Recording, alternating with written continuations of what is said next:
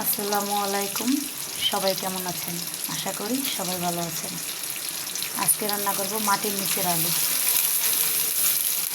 নিরামিষ। না আছে কোনো মাছ, না কোনো মাংস, নিরামিষ রান্না করব। পেঁয়াজ ভাজা হয়ে গেছে, এখন দিয়ে দিব জিরা, রসুন বাটা। এটাকে ভালো করে ভেজে নিব।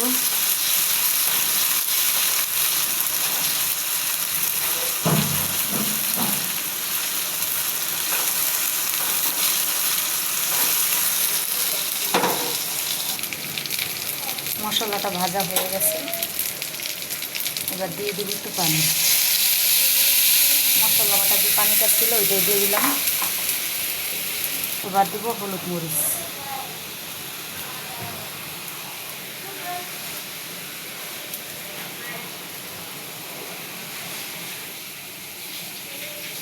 আমি একটু ঝাল বেশি খাই, তাই ঝালটা একটু বেশি দিলাম।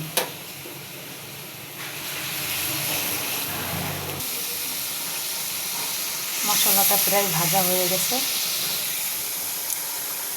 আমি এটাকে সিদ্ধ করিনি, কারণ একদম কচি গলে যাবে, তাই সিদ্ধ করিনি বলে লবণ দিয়ে ভালো করে ধুয়ে নিয়েছি।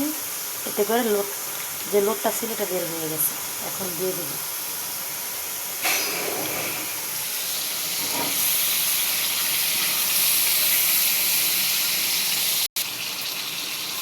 যেহেতু সিদ্ধ করিনি তাই ভালোভাবে কষাতে হবে। হালকা একটু পানি দিয়ে দিব, দিয়ে কষিয়ে নেব।